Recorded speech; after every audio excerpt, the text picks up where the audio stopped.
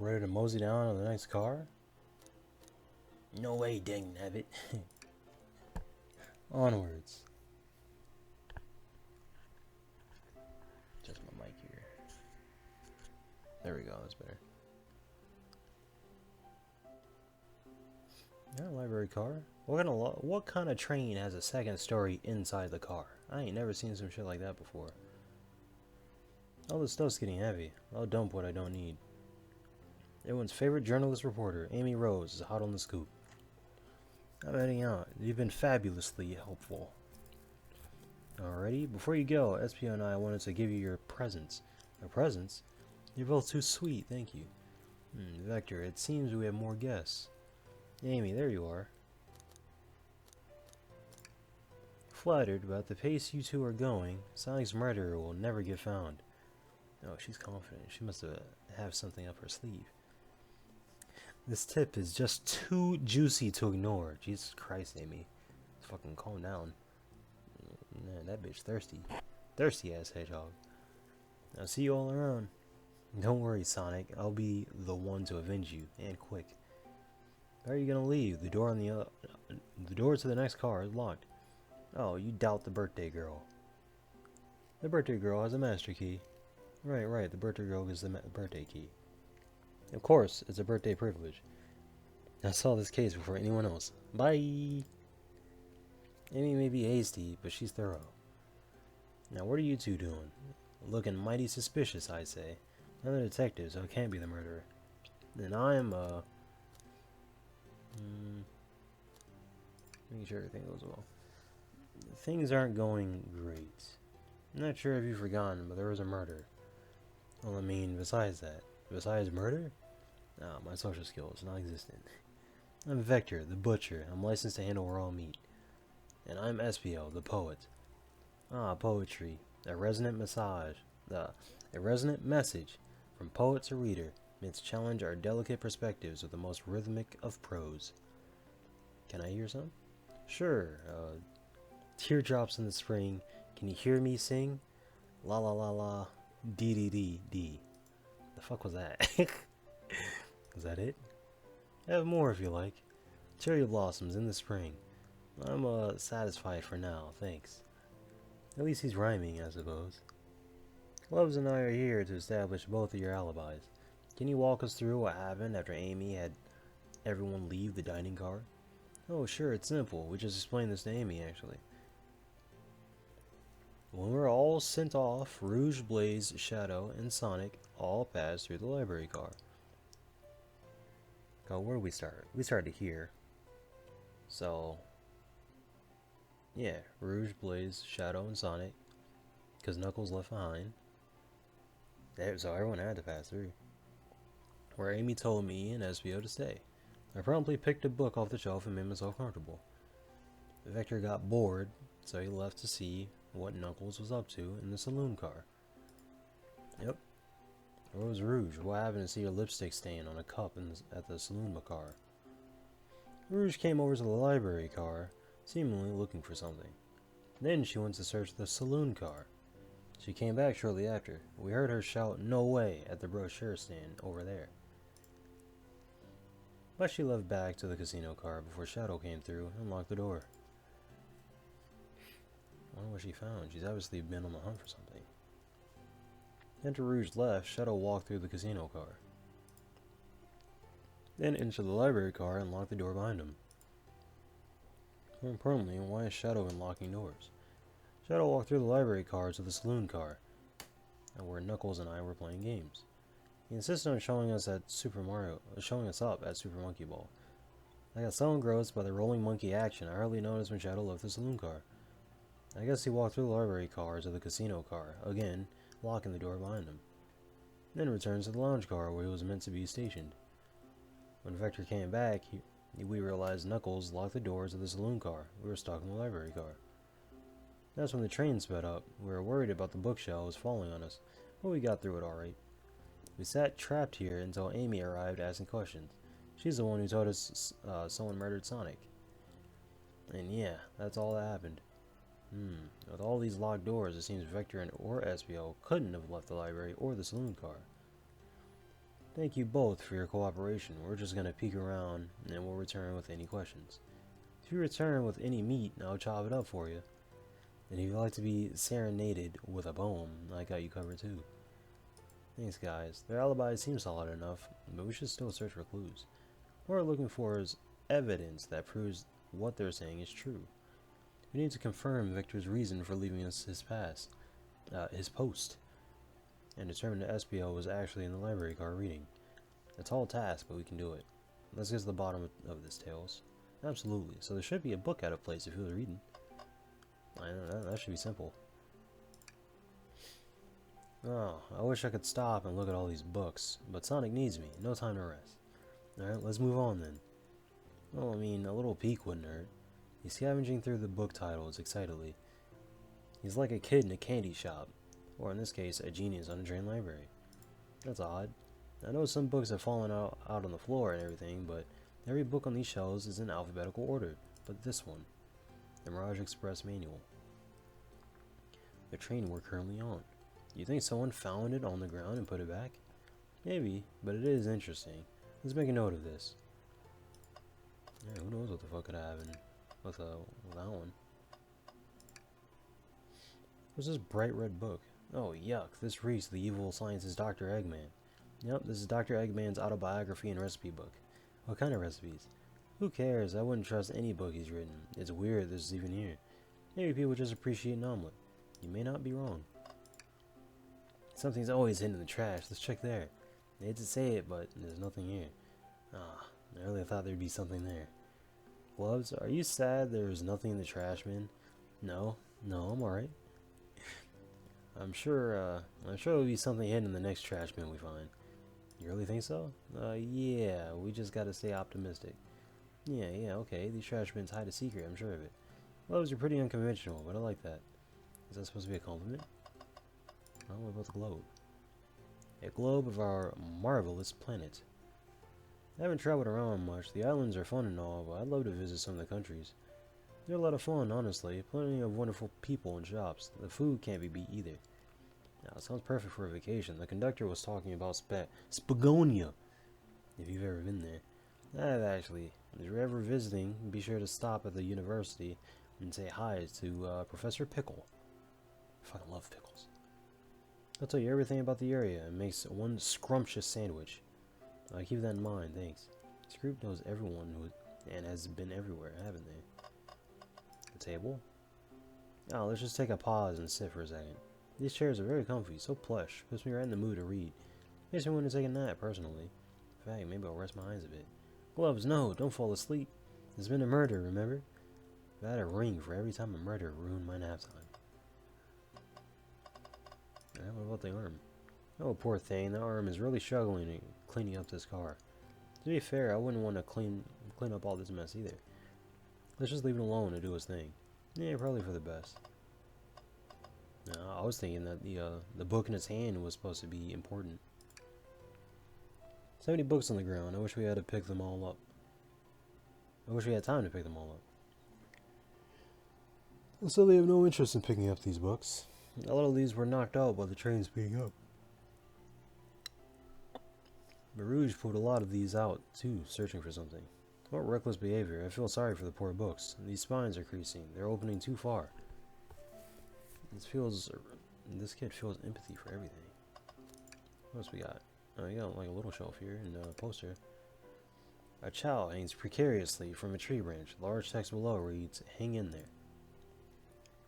Wow, I really needed to see this.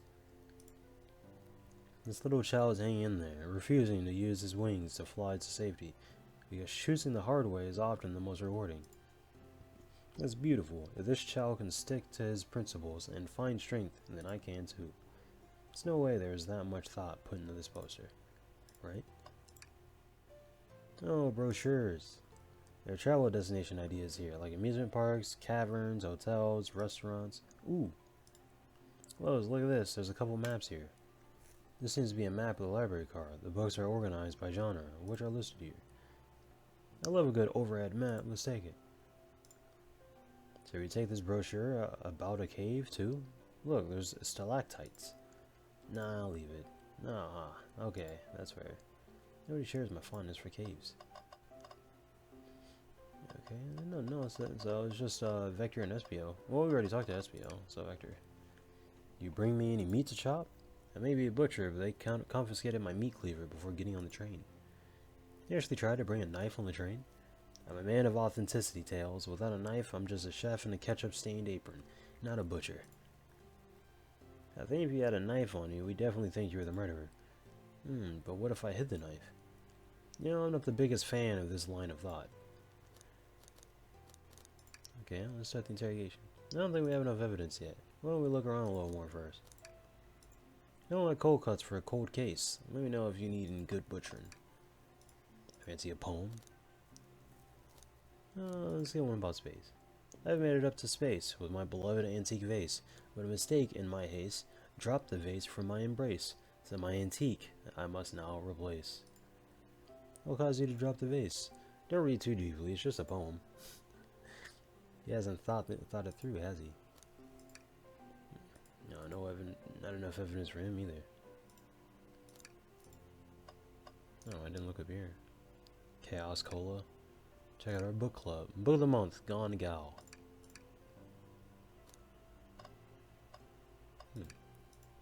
Shadow supposedly walked through the library car before going to the saloon car.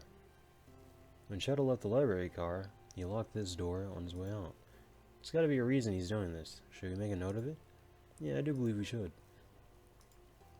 I think we found enough clues. Let's go interrogate Victor and Espio to find out what really happened. Alright, here we go. I was just missing that. So, the two of you don't believe us, eh? It's not that I don't trust either of you, but I wouldn't be a proper detective without examining the validity of your alibis. Gloves and I are here to confirm two things. Why Vector left to go play games with Knuckles, and if Espio really was reading the library car.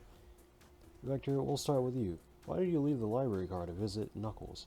We're prepared to present evidence if need. Oh, that's easy. I got bored. What? I wasn't entertaining him enough, it seems. Vector enjoys being social. Plus, we were instructed to mingle. I remembered the arcade machine in the saloon car, so I figured I'd go check it out. It seems to line up with information we gathered with Knuckles. And that brings our attention to you, Espio. Rouge entered the library car, found something, and then left. Said you immediately started reading. Were you actually reading the entire time you're in the library car? Of course he was. Once Espio starts reading, he doesn't stop till it's done. I've seen it happen. It must have been a good read. What was the book? Espio doesn't owe you that, detective. Let the man live. That feels embarrassing. What kind of things do you think I read? If you won't talk, I have a hunch on what that book might be. Gloves, could you help me out? Alright. Alright, Gloves, what book do we think they've been reading? Espio may have been reading. Oh, we only have that one book, which would be the manual. The manual? You think Espio was reading instructions? What argument could you possibly have to support this? That's true. Why would he be reading the manual? Boing? Boing? Wow, that's fast. What the fuck?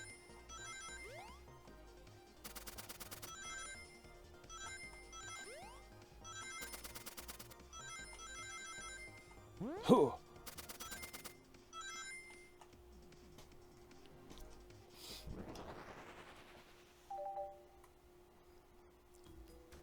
There are books scattered around the floor, sure, but the remaining books on the shelves were all in alphabetical order. All except this manual, meaning someone, at the very least, picked the manual up and put it back in the incorrect place. This lack of attention to detail isn't normally like you, Espio. Hey now, I won't have you insulting my pal like that. Calm down, Vector. I know you mean well, but I can handle myself. Apologies, Espio. A butcher and a poet, friendship can form anywhere. That is indeed the book I was reading, the Mirage Express manual. Trains are cool. In that case, we'd like to ask you a few questions about the manual. Gloves, if you don't mind. If you ask Espio some questions about the manual, just flip to a page and ask away. Oh, I see. Quiz Espio about the manual to prove he read it. Which page should I quiz him on? Page 97. Okay, what efficient and extremely accurate technology was installed to assist in keeping the train spotless? Robotic arms. During events, they can perform a variety of tasks. and are responsible for cleaning up trash and messes afterwards. I remember the conductor saying the train can clean itself. Now I have a feeling the train company just didn't want to hire any janitors. The robotic arms can also detect weapons or explosives being brought onto the train, ensuring passenger safety. Seems like Espio aced that question. Gloves, hit him with another one. Oh, okay, which page do I choose? Let's do 231. What is the Mirage Express's cancellation policy? No refunds, and you will be charged at a no-show fee. This does not apply if you're over the age of 65. Gee, the person who made this rule must have been over 65. Last one, Gloves. Let's see if SPL can go 3 for 3. 16. What was implemented to support the conductor duties and ease general train obligations? An intelligent data processing system. It works in tandem with the conductor to assure smooth travel for guests. Remember this. The train is an autopilot, but it can't access its full suite of capabilities without the conductor present. Now, did I pass your little test? Totally. As well, you're able to retain all this information so quickly. A poet's brain is often surprising. I don't know if I'd be bragging about that. You've clearly read the manual. Those answers feel far too specific to be guesses. And you both have the nerve to question my buddy like that. Don't we want to be supporting folks who read? You have to admit, though, reading the entire time a murder occurred does sound a bit suspicious, even if true. But he answered all my questions so calmly. That's very impressive. No, I understand everyone's cautious attitudes. Victor was the only one to see me reading, after all. An alibi is hard to substantiate, despite being the truth. Oh, you definitely read through the manual, so I suppose we can... Espio, is that true? Victor was the only one to see you reading? Yes, that's correct. Problem? Frankly, I don't believe that can be true, and we have evidence to back it up. Gloves? Always puts me on the spot. He said that Rouge came in. Rouge should have seen him reading. The same for Shadow. So why would he say that only Vector saw him reading? Okay, Gloves, think. We should have a piece of evidence linked to someone who also saw Espio reading, but what?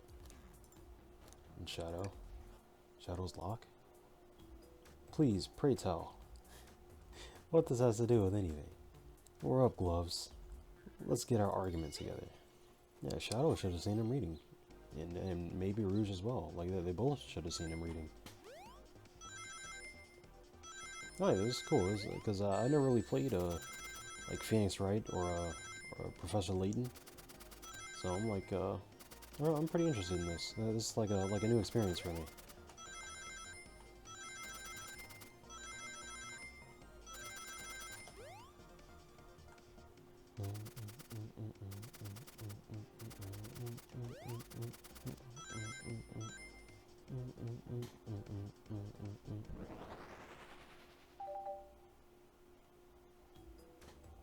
Shadow walked through the library car to get to the saloon car, where you set the original high score on the arcade machine. Yeah, but I ended up beating it. It wasn't the high score all along. Crocs are natural gamers. Espio said he saw Shadow enter the library car, but he's mentioned nothing about Shadow's return. He only mentions that Vector came back. When Shadow left Knuckles and Vector in the saloon car, Espio was fully seated, reading his book for a good while at this point.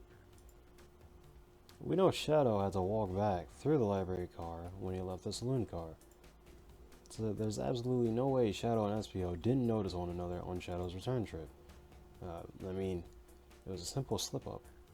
I was just fully immersed in my book that I didn't notice Shadow. You're telling me the sound of doors opening and locking wouldn't have caused you to look up? Well, you see, the consensus feels desperation here. Defending the argument that he was reading the entire time isn't easy. So if you didn't see Shadow returning from the saloon car to lock all the doors, then, at that moment, were you really in the library car at all? But now how would Espio leave? Shadow locked all the doors and no one saw Espio in the saloon car. It's a mystery, my dear Gloves. One that I would love for Espio to solve. You gotta believe me. The cold demeanor is vanishing.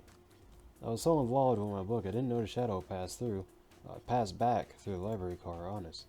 When Vector returned, he even had to tap me on the shoulder to get my attention. Yeah, I think I remember doing that. I must have avenged my friend's death, so I'll ask you again, Espio. If you weren't there for Shadow to see you reading, then how did you leave the library car? I wasn't. I didn't. Why doesn't it seem right to me? Tails definitely feels like he's on something, but I don't see it. Is Espio simply sitting, reading? Or did he somehow vanish to not notice Shadow's return to the library? But then again, Espio can like climb up walls, can he? So he's gotta be like agile and able to do stuff. What should I do? Let's join Tails. I can't interrupt Tails while he's on something. I'll let him continue this line of questioning and... Gloves, my favorite and beloved employee. Please, protect the passengers aboard the train. They must be taken care of. If you fail, the lawsuits will be torturous. Don't allow such an old, feeble soul to get sued. I have to make sure it gets taken care of. I have to speak up. Tails. We have a piece of evidence that can answer all of our problems. Alright, my fellow associate, lay it on me. What piece of evidence shows Shadow and Espio couldn't have seen one another? Oh yeah, depending on line of sight. That's true. Depending on line of sight, they may or may not have been able to see each other. And with this overhead map, you would be able to tell. Alright, now let's get my thoughts in order.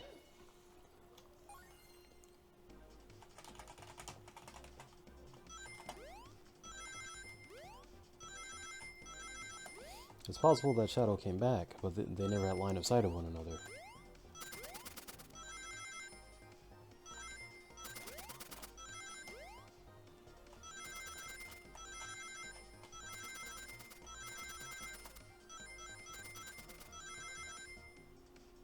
Oh, look at me, I'm a fucking god. I'm the best at Sonic.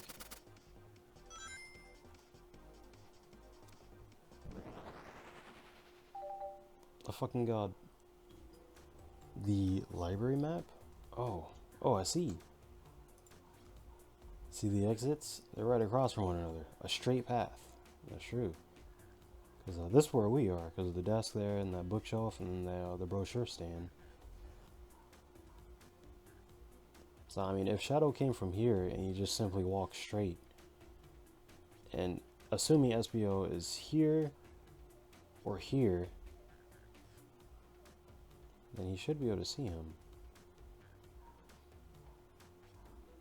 Now, if Shadow's over here, then anything, as long as he's on this side of the bookshelf, then Espio will not be able to see him if he's here, because this chair's facing this way. Here, this chair's facing this way, and here, because this chair wouldn't have line of sight past here. The Shadow walked down this straight path. There's a way Espio and Shadow couldn't have seen one another. Looks like you'll have to point out where exactly on the map you mean. Where could Espio have seen Shadow? Wait, where could Espio have been for Shadow to not see him?